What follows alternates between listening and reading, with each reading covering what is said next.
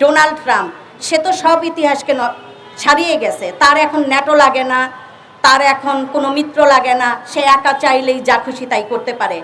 সে ভেনিজুয়েলার প্রেসিডেন্টকে ঘুমন্ত অবস্থায় উঠিয়ে নিয়ে আসছে, শুধু উঠিয়ে নিয়ে আসে নাই, 200 সিকিউরিটিকে সে একরকম জীবাণু টাইপের একটা কিছু দিয়ে অ্যাটাক করে মেরে ফেলছে।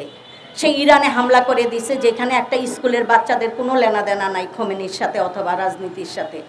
এই যে আগ্রাসনটা, এটা প্রমাণ করতেছে ডোনাল্ড ট্রাম্প যে আমি চাইলে যা কিছু তাই করতে পারি। তার ধারণা এরকম দমন পীড়ন করে দেশের ভিতরেও মানুষকে মারবে, দেশের বাইরেও মানুষকে মারবে, কিন্তু এরকম তো চলতে দেওয়া যায় না। ইসরায়েল আর আমেরিকার এই আগ্রাসন নীতি যদি এখন আমরা নতজানু হয়ে মেনে নিই, তার মানে আমরা কেউ নিরাপদ না, কারো ঘর নিরাপদ না, কারো দেশ নিরাপদ না, কারো বাড়ি নিরাপদ না। এই অনিরাপত্তা চলতে দেওয়া যায় না। এই ন্যাক্কারজনক অন্যায়ের বিরোধিতা করতেই হবে।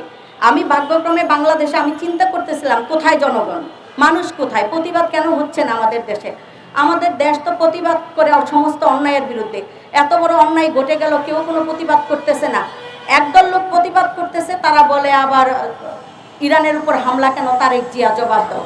মানে তারেক জিয়া আক্রমণ করছে, হ্যাঁ তারেক জিয়া জবাব দিবে, কেন সে নতজানু অবস্থায় আছে, সেটার জবাব দিবে। আক্রমণের জবাব তো সে দিতে পারে না, কারণ সে তো আক্রমণ করে নাই। তারেক জিয়াকে জবাব দিতে হবে, সে এই নতজানু প্রক্রিয়াটা কেন করতেছে আমেরিকার সাথে।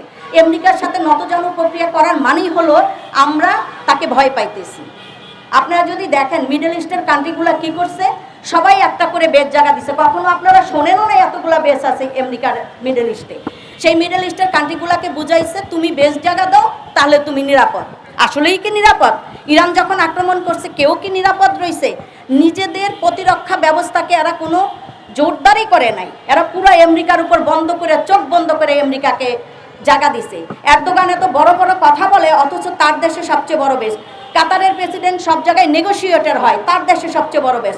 ইরান আসলে আমাদেরকে চোখে আঙ্গুল দিয়ে প্রমাণ করে দিছে মুসলিম বিশ্বের নেতারা কতটা হিপোক্রেট এবং কতটা ভঙ্গুর এদের প্রতিরক্ষা ব্যবস্থা। সুতরাং আমরা মনে করি, আমরা মানুষেরা যদি প্রতিবাদ না করি, এই প্রতিবাদ হবে না। আমরা রাষ্ট্রকে বাধ্য করতে হবে এই অবস্থার প্রতিবাদ করার জন্য। বাংলাদেশ সবসময় চ্যাম্পিয়ন ছিল এইসব অব্যবস্থায়, এরকম হামলা মামলার বিরুদ্ধে সোচ্চার হওয়ার জন্য। সেই বাংলাদেশ মিডল ইস্টে এত বড় ঘটনা ঘটে গেল, এখন পর্যন্ত কিছু বলতেছে না। এটার মানে কি? আমরা আমেরিকাকে ভয় পাইতেছি? আমরা কিন্তু আমেরিকার ভিতরে থাইকেও ভয় পাই না। আমরা এরকম মিছিল মিটিং ওই দেশের ভিতরে থাইকেই করি। প্রতিটা মুহূর্তে আমরা মিছিল করি। ইরাকের জন্য মিছিল করছি আমরা, ইভেন লাদেনকে যেদিন মেরে ফেলছে পাকিস্তানে, সেদিনও আমরা মিছিল করছি যে একটা মানুষ মরে গেছে, তোমরা হাসলা কেন, তোমাদের হাসি কেন মুখে? আপনারা যখন প্রতিবাদ করেন, আমি অনেকেই লক্ষ্য করছি আমেরিকার ফ্ল্যাগ পুরানো হয়। আমেরিকান ফ্ল্যাগ পুরানো মানে আমেরিকার জনগণকে অশ্রদ্ধা করা। ফ্ল্যাগ পুরাইয়া কিছু হবে না। এই যে আমাদের বাম নেতারা ফ্ল্যাগ পুরায়, এটার কোনো মানে নাই। এটা হলো সাধারণ জনগণকে অশ্রদ্ধা জানানো, যে সাধারণ জনগণ প্রতিটা অন্যায়ের বিরুদ্ধে মিলিয়ন মিলিয়ন রাস্তায় নামে। প্যালেস্টাইনের জন্য আমরা 3 মিলিয়ন গেছি ওয়াশিংটন ডিসিতে বাইডেনের সময়। তার মানে সাধারণ জনগণ যুদ্ধটা চায় না। ইউকেতে 11 মিলিয়ন লোক লন্ডনে আসছিল, তার মানে তারা এগুলো চায় না। সুতরাং পতাকা পুরাইয়া সাধারণ জনগণকে অশ্রদ্ধা না দেখায় রাষ্ট্রের যে ব্যবস্থা, যেই ইম্পেরিয়ালিস্ট নীতি, যেটা অন্যের দেশকে দখল করে, অন্যের সম্পদকে দখল করে, সেটার প্রতি ধিক্কার জানাইতে হবে, সেটার বিরুদ্ধে লড়াই করতে হবে, সেটার বিরুদ্ধে জেহাদ ঘোষণা করতে হবে।